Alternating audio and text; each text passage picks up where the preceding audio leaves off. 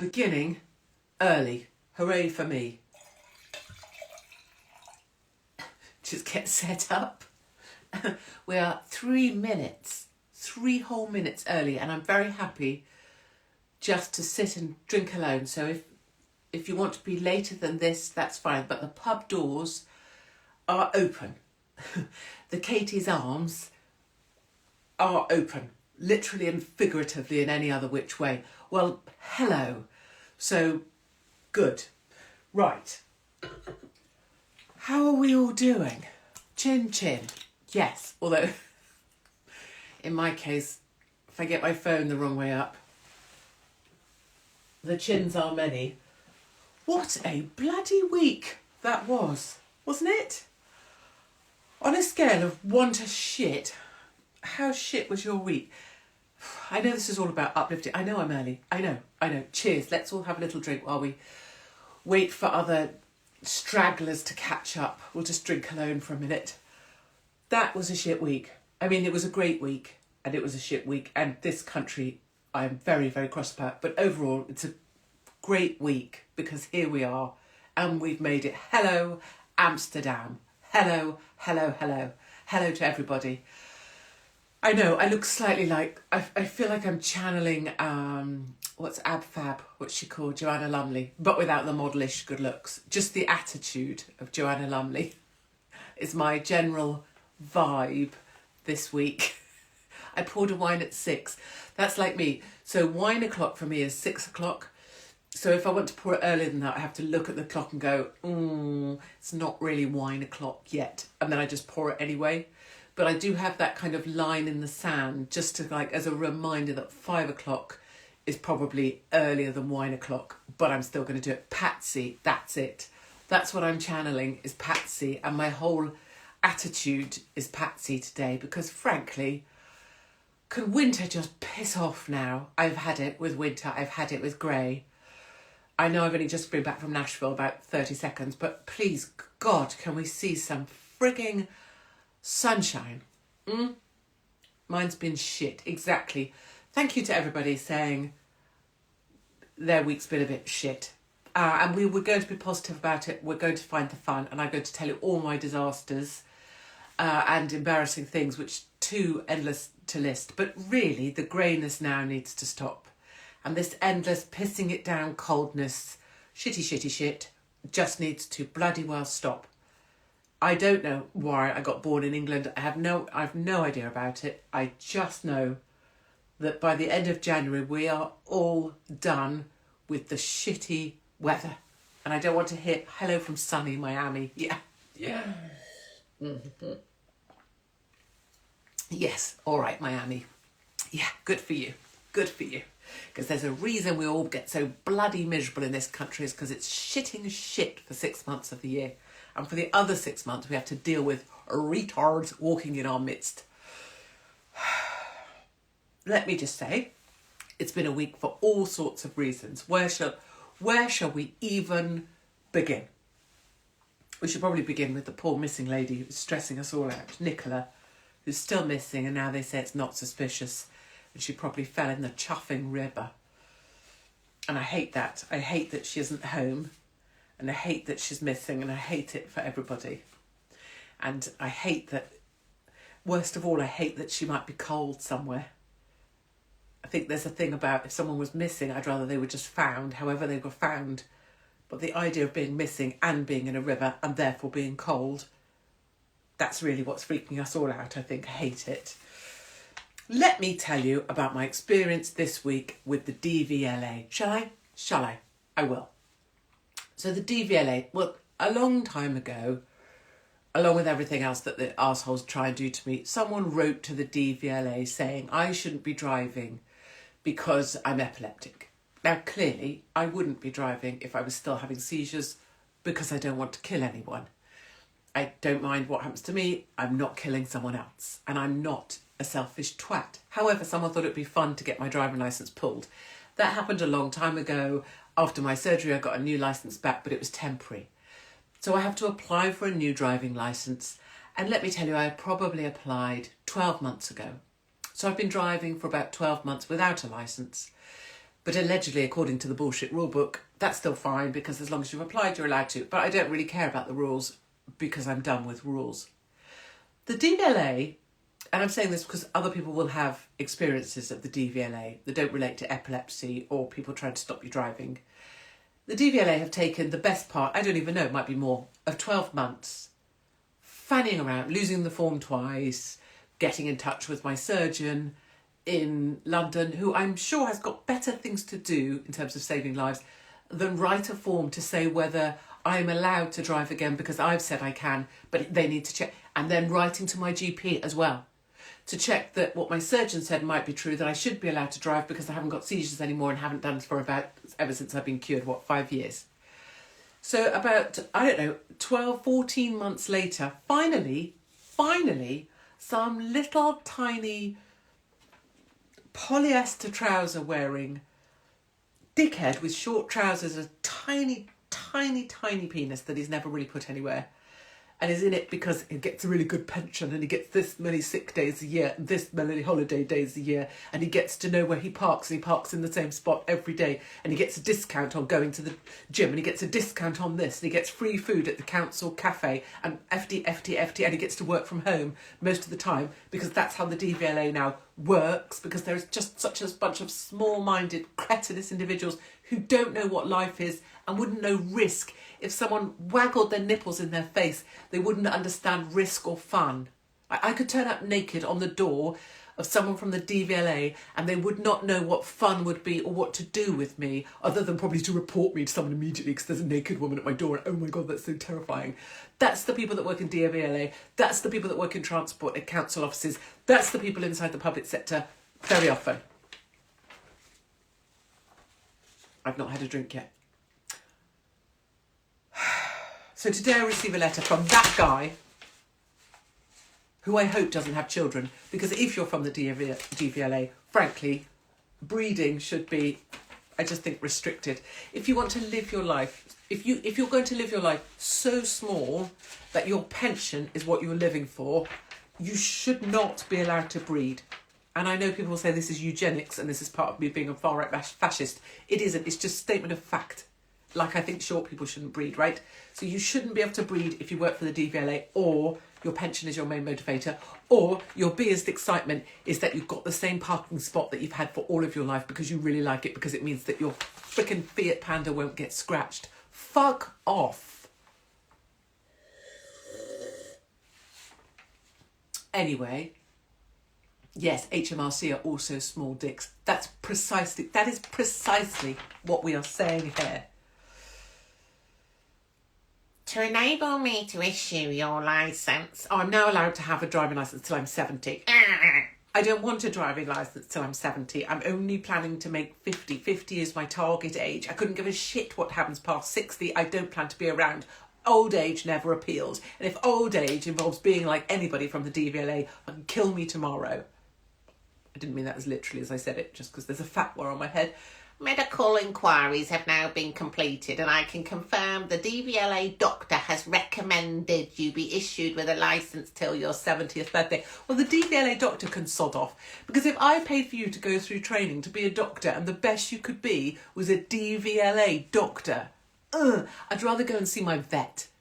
If that's what you thought signing up to be a doctor meant, which was being a doctor for the DVLA, like how small was your ambition? Like, see that fingernail there? Your ambition was smaller than my finger. You are a DVLA doctor. If I was out in public, I would rather admit to being Gary Glitter. I would rather admit to being a filmer of child porn. I would rather, oh God, this will get me completely porned on YouTube. I would rather admit to being a serial sexual predator than I would to being a DVLA doctor. I mean, how you haven't just hung yourself with your own stethoscope at this point. I hope no AI is going to check this monologue because it's not ideal. And no, I haven't been drinking. I literally feel this is a week. I tell you, it's been a week. To enable me to issue your licence, please fill in the enclosed form D797M and return with a current photo of yourself. Rules on the photo are shown on the form. Not only have I got to fill in a form D74777M, but I have to put a photo on it. And also there are rules about the photo, and the rules about the photo are on the form. So if you read the rules about the photo, then you can put the photo on the form, and then you can return the fucking form, and then someone will return it back to me because they'll say I didn't sign something properly. I can't do it. I can't. I cannot live in this world because it's so small. You see, this is what happens when people this is what happened with Australia being deported. This is what happened with every job I've ever had.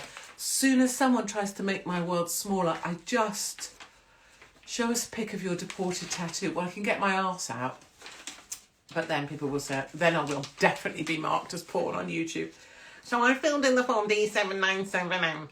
Get this is the bit I just love. Please note, I'm unable to issue your licence without a new photo. Yes, that's why you've asked for a photo. If I do not receive... get this. Bear in mind, 14 months, nothing. 14 months, no nothing. Chased up, followed up, nothing. Nothing. If I don't receive the completed form D797M within the next 14 days, I will assume you do not wish to proceed with your application, and your application will be withdrawn accordingly. May I remind you that the withdrawal of your application will mean that you no longer have the right to drive. Return this letter with the completed D797M. 14 months of waiting to be given back my driving licence that I should have the right to, because just because I'm epileptic once doesn't mean I'm epileptic forever. And if I was going to kill someone, I wouldn't be on the road anyway, because I'm not a full-blown arsehole like most of the people who work in the DVLA. And now I have 14 days to get a form back with the correct because if I don't, I'll never be allowed to drive again. I feel like getting a car and just... All I'm saying is I know people with large machinery. Okay, that was that. Now let me tell you the next thing. Been away. Come back from Derby. Thank you to everybody who's in Derby. And breathe, exactly. Do you know I have really big lungs? We won't do this now. But if I do I can hold a note for a really... Why doesn't my brain do this? I can hold a note for a really long time, like longer than any of my family. That's like statistically good, right? That's like the data. The data is that I have massive lungs. Anyway, so I go to Derby, come home, and then next morning, lovely Mark's gone to work, and I'm in charge of getting everyone fed and out the house. Okay, open the fridge door. Just a reenactment for you there. Which I hate it when I go and stay somewhere else and the fridge opens that way, because then you're like... and then you realise, oh no, no milk. So, lovely Mark, no disrespect, but, you know, having been on the road being a stand-up, working mother, just would have been nice if someone could have shopped for some milk, but okay. Hold on. We're going to get through this together. No milk. 7:15. And I think, right, before I have to wake people up, 7:20, 7:25, quick fly to the village shop, milk, back, right? So pyjamas, quite nice ones, blue, hearts, not too bad. Pull on the duvet coat over, zip up. So obvious pyjama bottoms, face like slapped arse, and those eyes, like at my age, I can't see out my eyes for at least the first 40 minutes of a day.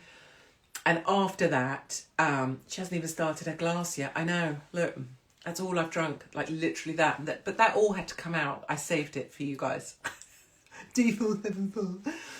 So my eyes like take a good 40 minutes for me to even open. You can see this in my running videos in the morning, like the bags like this. But then what has to happen, you'll know, is like the water in my eyes, at least like 15 gallons of water have to come out my eyes and dribble down here. You'll know, some of you. For at least an hour, from a good sort of 6:30 through 8:30, just water. So if I like try and put on makeup or try and look in any way normal. Ugh, just where is it coming from? What is that water? Is it urine? Is it sweat? What is this coming out of my? What is coming out of my eyes? Anyway, 7:10. Can't see out of eyes. Pajamas on. No underwear. Wet. Just crying because that's my 40 whatever I am 7-year-old eyeballs. Get to village shop. First one there. Dive through the door. Obviously they know me in there because you know I'm hard to ignore. As I walk in, pyjama bottoms which have elastic, which has always been a bit dodgy, which can be handy for romantic scenarios, you hear me, or having a wee. Pyjama bottoms to the floor. Pyjama bottoms round ankle, trip through, not a word of a lie, front door, village shop, face like slapped ass, can't see through eyes, walk into shelving unit and say, you got to help me, I need milk. And the guy, love him, went, we haven't got any milk. And he didn't even laugh at me, pulling up my pyjama bottoms. He says, look, we've got some out the back, so the fridges are broken, but I've got to lock the shop. So I've got to leave the shop, stand outside for him to go out back, find me some milk and come back with it. And I have to get out the shop with my pyjama bottoms halfway around my ankles, can't see, walk into the door while he's getting me milk. That was just the first day back. That's the start of my week. Then, let me tell you. Message to self. Probably need new pyjama bottoms. Except today when I went back in the store, I had hiccups. Apologised for my hiccups. I didn't want to be rude. And when I hiccup, I go, so I was trying to keep them. And I was like, I've got hiccups, I'm so sorry. And then big guy who saw me with my pyjama bottoms down came round and he went, boo! And I was like, and he went, oh, last time you were in here, you didn't have any pyjama bottoms on. And there was a massive line of people, also awkward. What else happened this week? My daughter left home. So I'm one down already. So my 17, so mine go 18, 17, 14. My 17-year-old left home. And she's moved out, you know, she's a farmhand. She has 200 head of cattle. She can drive a tractor. She passed her driving test. She bought her own car. And she moved out of home to go and live on the farm to help run the herd. So that was emotional. I'm like, please, because I want kids to leave. And people will know. I'm like, you know, I'm scared that my children will want to stay home. So I'm like, let's get them out. Because I really believe kids have to leave home so they can have more fun. And so I'm really happy that she's doing life. But then also I was like, oh no, my child is gone. And so then I had to hoover, because I emotionally hoover. So vacuum clean. So if I'm upset, I have to hoover. So she literally walked out the door and I went and got my vacuum cleaner and started vacuuming the floor. And the other kids were like, Mom, what are you doing? And I was like, I'm emotionally hoovering, leave me alone. So that was another thing that happened this week. And I think that's the end of it for now. That's my emotional drama. Right. Hello. Can I get a hello? Yes. Hello. You're here to watch for the first time. Okay. So please know, I think I'm this, I'm not normally this, whatever this is. Please know that it's not about me. It's about the family on here. And hello from the Isle of Man. And so if you ever feel like pissed off or you feel like you're on your own, the point of the Katie's Arms is that you can look at the stream thingy, feed thingy, whatever the shitting thing is here, and you can see how many of us we are. And the thing is, hello, Honolulu. Hello. What do you say in Honolulu? What's the greeting in Honolulu? Oh, I can't remember. Someone will help me. Hi from Florida. The idea is you see all these people here and, oh, bless you, Comcast at Derby. That was so fun. It was so fun to do stand-up in front of a full audience. One of our troopers vomited all over the floor just before we started. It was a proper old school stand-up. Another guy, so you'll know if you know me, I don't leave till the last man. And after I do my sets, I stand out and for 2 hours just hug everybody. So I did an hour set and then I just stand and we all hug and people can come up and chat and tell me their things. And so one sweet guy came up and he had like 1,000 layers on. And I was like, oh, are you a bit hot? And he was like, well, I was one of the guys that got vomited on. So I had to add some layers. And that to me is like the joy of our side, is that's who we are. Like, oh, someone puked on me. Well, never mind, I'll put on a couple of extra coats and I'll still go up and get a hug from Katie. So, yes, I have a 17-year-old. I'll tell her she has to leave. I do. Oh, I was amazing. Well, thanks. Don't mind me. I think kids do need to leave. I get that it's very expensive and life's very hard and but I do think we have to help kids find the fun.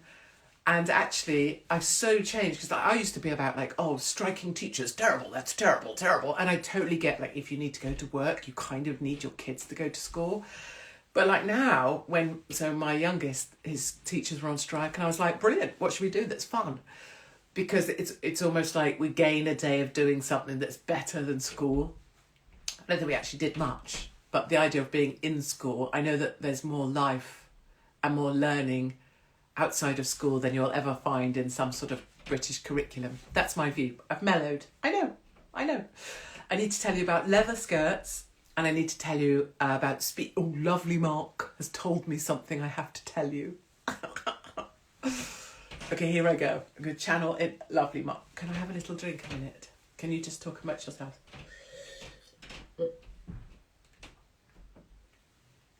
My son buggered off for 80 Royal Marines. Oh, can you imagine if I had a Royal Marine in the family? How exciting would that be?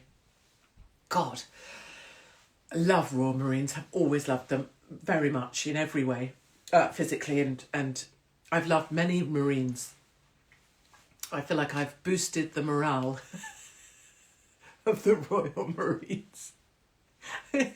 Many of them I've sent off to active duty, carrying a lighter load than they may have done before. Okay, stop now. I haven't even had a drink. Okay, here's what lovely Mark has told. Can I just tell you that I have the heater on in this room? I'm slightly starting to sweat from the nose, and you'll see the size of my nose. We're dehydrated in about 2 minutes. Whew, I have sweat patches. What did lovely Mark tell me to tell you? I've got to get this correct. Here I go. Speakeasies. You may or may not know, and it's a secret, so shh, don't let the bastards know. Whenever you're feeling fearful, please know that there is a network of speakeasies springing up across this fine country of ours. And just as in the time of Prohibition, when drinking wasn't allowed, now speaking isn't, all over the country there are speakeasies, 200 people, 100 people, 50 people gathering. And you'll know that I committed myself as part of action, not words, to helping build the speakeasies. So if you have been in touch with lovely Mark and are setting up speakeasies, thank you. Mark should have got back to everybody today, apart from Malvern. So if you are Malvern speakeasy, please do email landlord@katiesarms.com. But Mark is aware, Malvern, we're on to you.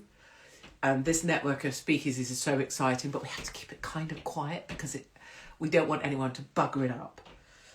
So speakeasies are happening and we're getting back to you.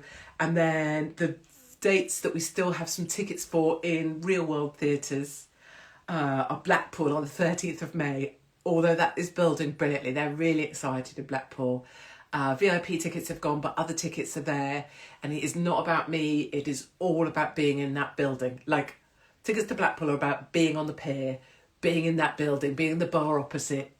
That's just going to be, 13th of May is going to be an uplift. Like, I want to get it filmed as well so that we can have that for other people who can't get there, whatever. And we're trying to make sure we can get some free tickets as well, because people in America and other places want to... Americans and other countries want to buy tickets for you guys to let you know that they support you as well. So we're trying to organise that too.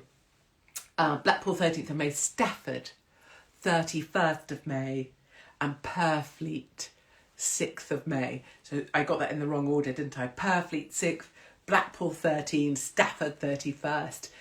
So you're coming to Blackpool. I can't even...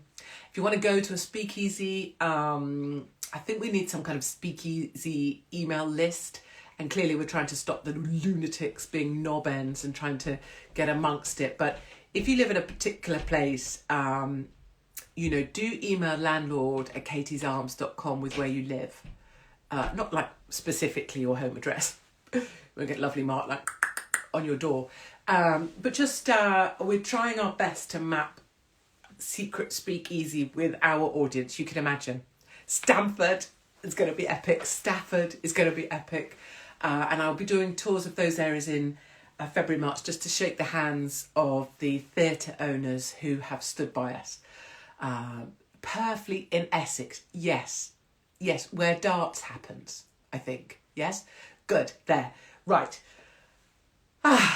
good. Let me now answer things.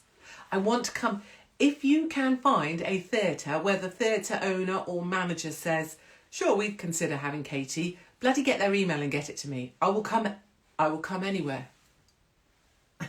No, I'll come anywhere we can find a venue that will hold. And all they have to hold, there's nothing real they have to hold against. They just have to hold against an initial petition. Oops, Joey Deacon. And they have to, like a couple of weaselly burrs that go, oh, we're gonna, you don't know what she said in the past.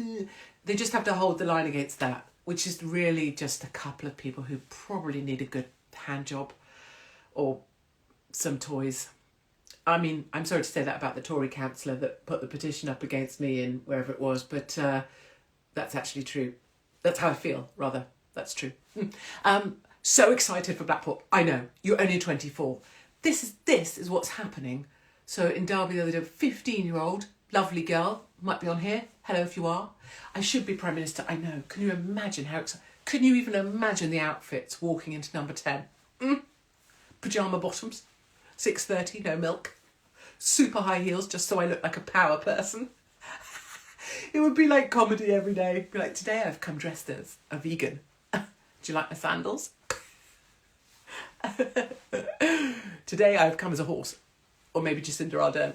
Or maybe myself.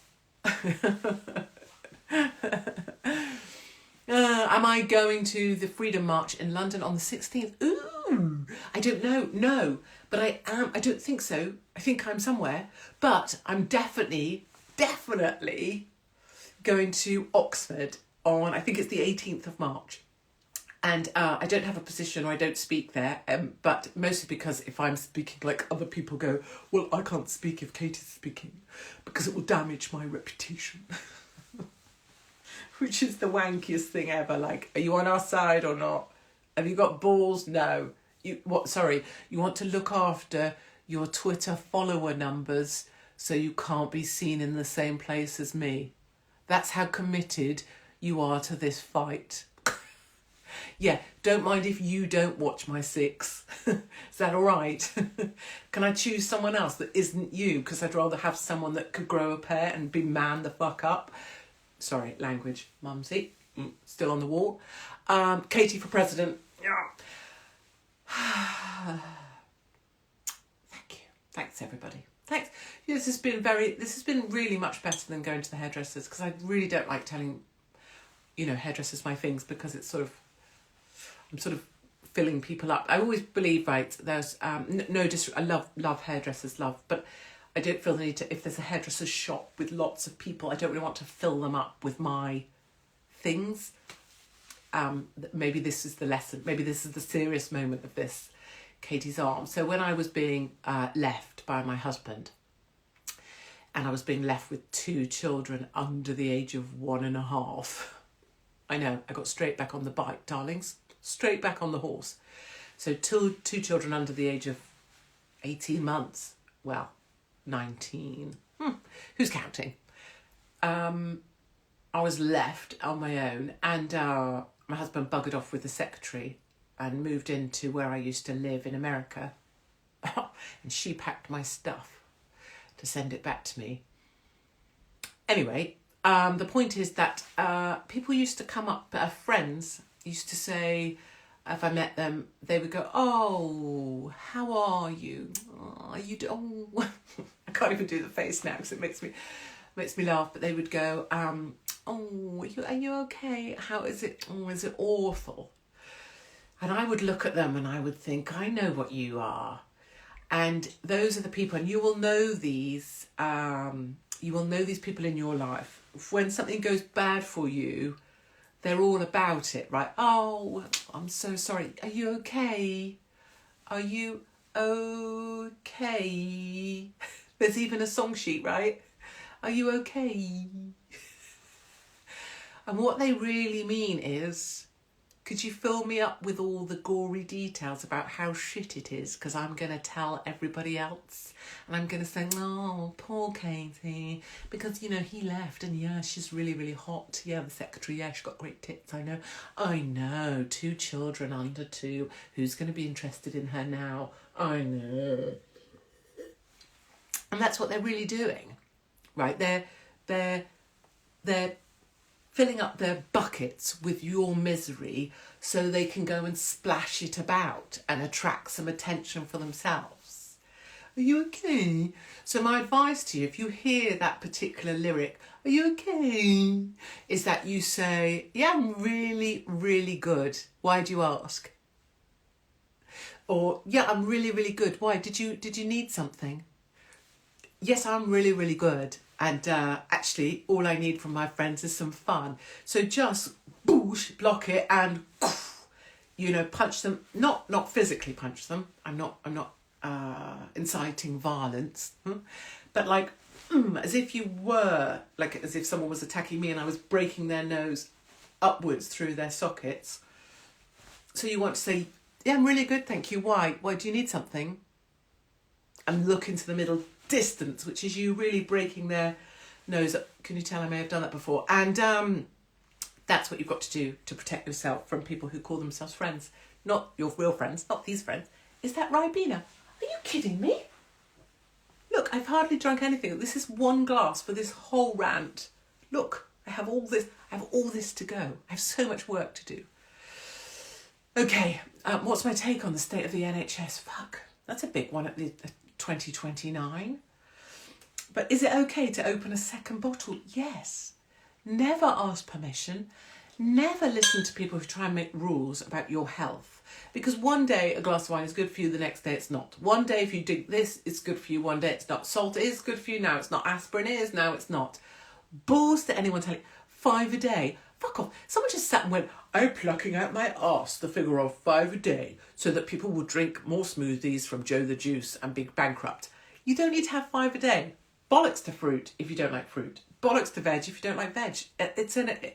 It's just a manipulated idea, manipulated notion. You think some kind of Stone Age man was walking around going, oh, I need my 5 bananas here on the plains of Salisbury. No, fuck off. Where were we? Can't remember. So, anyway, the NHS. Yeah, completely buggered. Completely. Needs to be redone by somebody super efficient like moi. Sorted out into units of speciality. If you've got this problem, you're sent to this place. This problem sent to this place. And frankly, the only way you're surviving is if you get amongst major cities. The only reason I'm here is because lovely Mark grabbed me out of the place they were going to leave me in to just pop off and took me to London and threw me through the front door of the neurology unit in London. Because in Exeter, they weren't willing to get an ambulance to get me to London, and I would have just stayed there till I popped off, probably 24 hours later. So, yeah, we don't want to end on that, but I would say advocacy is everything. Do not be entering the NHS without someone next to you, like me, prepared to literally shove someone's nose through their eye socket in your defence. Good. Okay. Katie leather skirt. Yeah, we're going to have to do that next time. I have purchased some leather skirts. And my in the sale, don't think I've gone all flash. I didn't I could kill the cows because we're farming, but I purchased leather skirts. So let's agree this. We will do a Katie's Arms and we will try on the leather skirts and we will get the family feedback on whether it's a or whether it's a... My view is it might be... And my other view is sweaty crotch. And I'm concerned that in a moment of, stress or untoward activity or overexcitement, if I start to sweat in the way that women know that we can actually physically sweat from the groin, and I've had sweat beads, other people will pretend they don't know this, but I know this. I've had sweat beads trickle down the inside of my thigh and down the back of my knee before whilst wearing a dress. So what I'm saying is we need to discuss the leather skirt thing, because I feel like it's a grown-up thing to do, like as if I was presenting the One Show. And equally, I think sweaty crotch, a bit too grown-up for me. Sorry, I thought someone was just saying, what is going on here? Well, yeah. Okay, so thank you for listening to me. In summary, screw the DVLA and everybody that works there, especially if you're a DVLA doctor. Do not come near me. Do not follow me. Don't, please, never. I don't want to even know that you're in my life. Always get milk, or have a husband that buys milk and doesn't make you go to the shop without your pyjama bottoms on. You know. Always get your children to leave home, even if you have to emotionally hoover. Do come to Blackpool or Stafford or Purfleet. I think we're nearly sold out of Stafford. And I love you all very much. Yes, good. Oh, I love your book. I read it on my flight. So funny. I'm so happy. What's with Sam Smith? Sam Smith, just being a complete low budget. I like to put this in people's bottoms. And there's just no need to be low budget about that. If you're going to do that, at least be fabulous or be Freddie Mercury. And don't be morbidly obese and put nipple tassels on. No one wants to see nipple tassels on a Greggs sausage roll. Good. Right. Goodbye. And thank you for listening to me.